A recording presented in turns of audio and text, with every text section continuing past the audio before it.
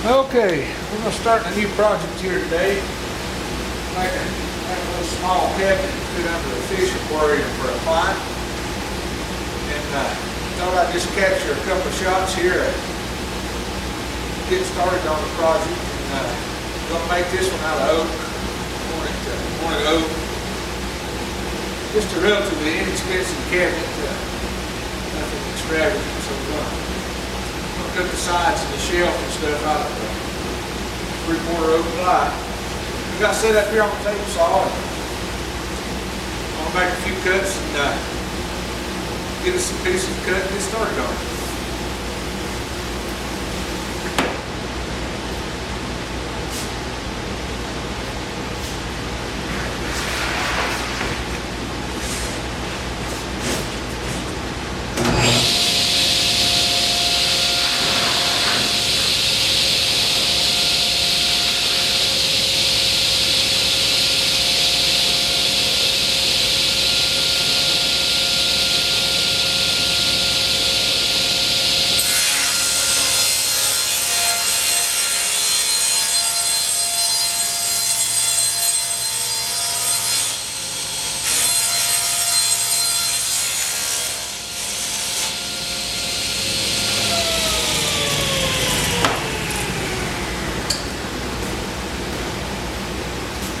I did cut this piece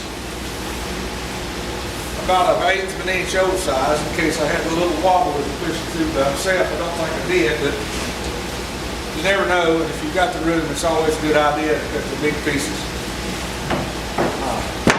Just a little over. So we'll take this one and make our next cut.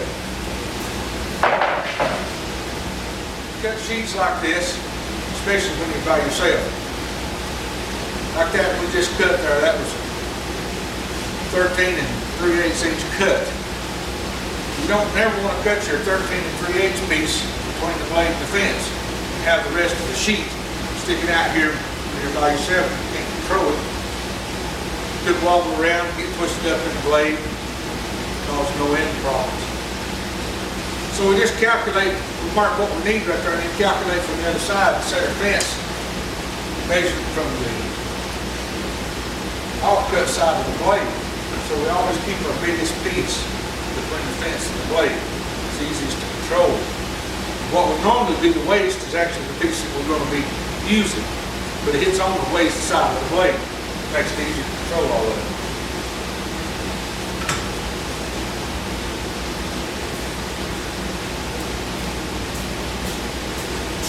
Okay, one more time. 7/8.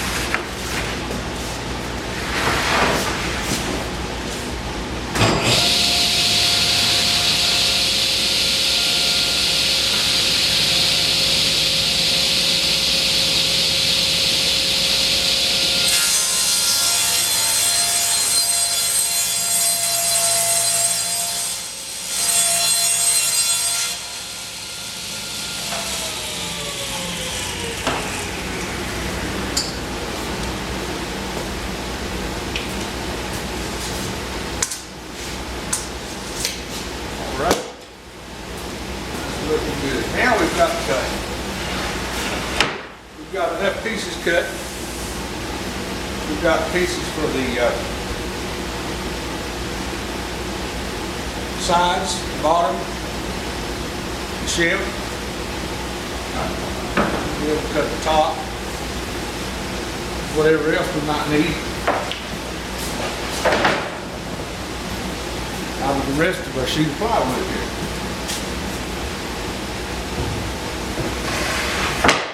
We'll just lay this to the side and I'll mill them other pieces to length to get them cut the proper size.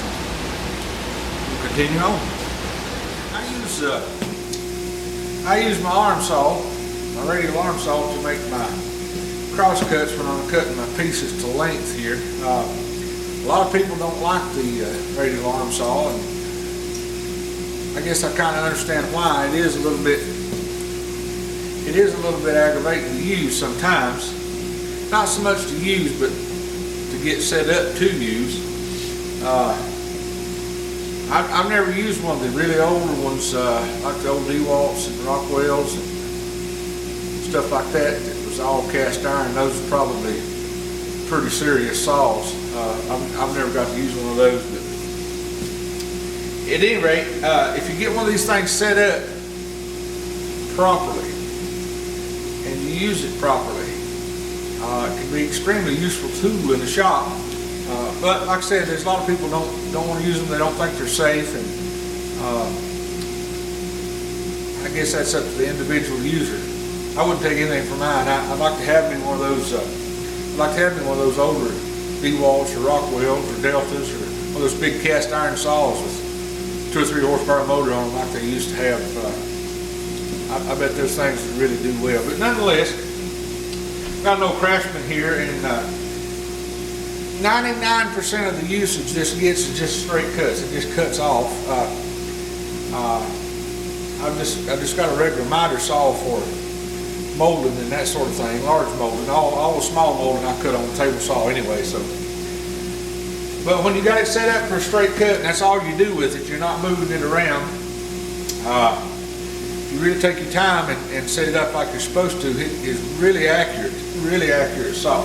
So all I'm after here is a straight cut, and it does great for that. So I'll just, for those that's never saw one, and I'm sure there's probably people out there that's maybe saw one of the saws or something like that, but they've never seen one in operation. So it's I'll just make a quick cut here with it. You can see.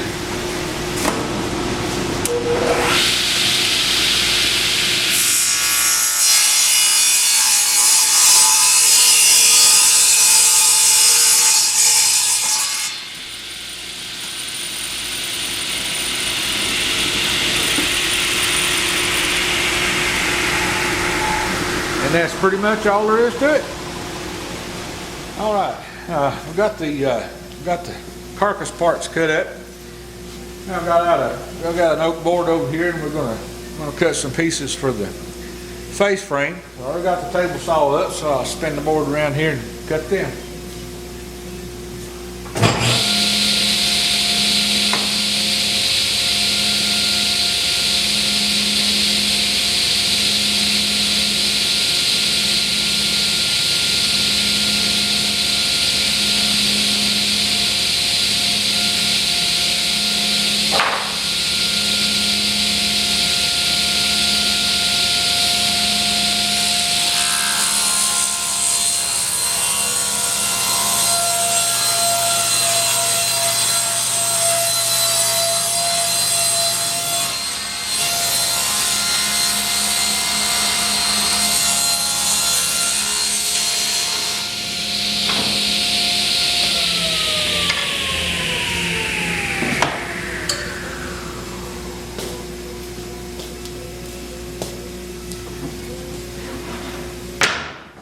Enough, so we'll cut some more.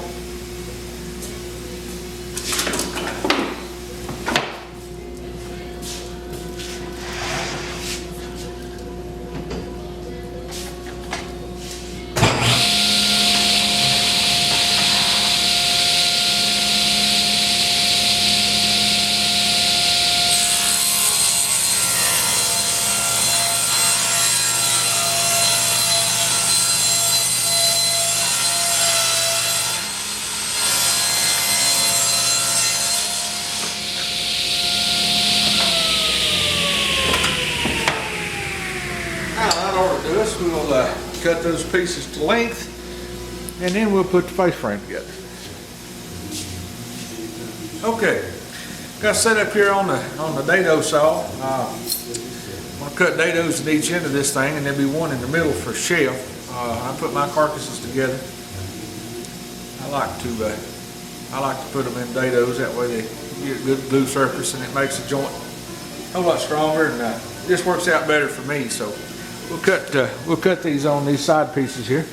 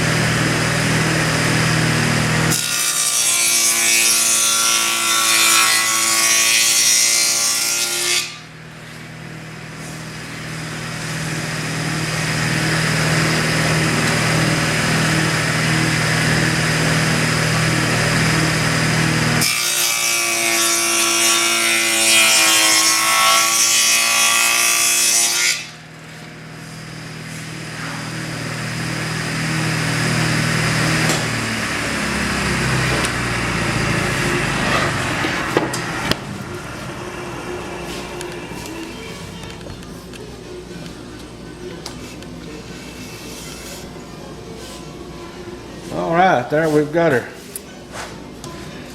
our sides cut. And up here for the top and the bottom, and we'll come in here and cut us a dado for the shelf.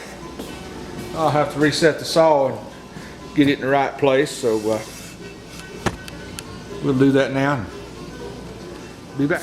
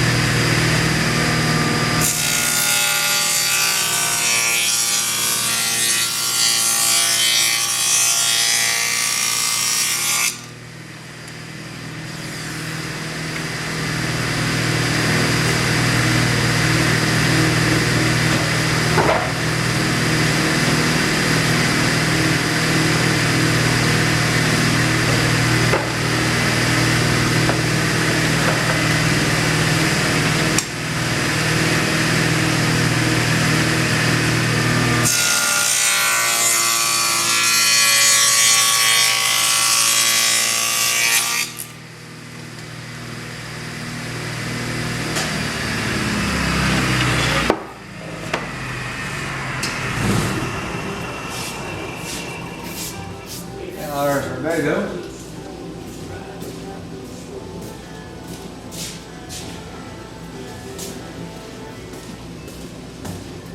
And we'll do a little test pit right here.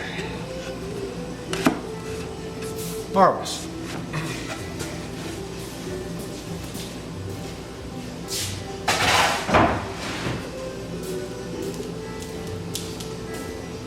So there's our carcass parts.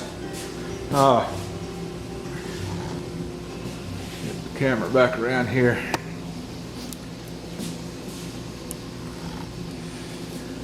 Okay, now that's our carcass parts milled up. If you do your calculations beforehand, you calculate the size of your face frame and go ahead and build it. Sometimes I do that, sometimes I don't. It depends on the project that I'm working on and how complex it is, or how simple it is, or how many cuts, how many pieces. This particular one here, I'm going to just go ahead and put the carcass together. Because normally when I do a set of kitchen cabinets, I got a software program that I lay them out in, and I can place them, size them, and he'll give me a cut list and all that sort of thing. I didn't do that with this. Cabinet. It's just a small cabinet. So to be sure that I get it right, I don't miscalculate, I'm just going to go ahead and assemble the carcass, and then I get the measurements off of that. I can cut my face frames in my back.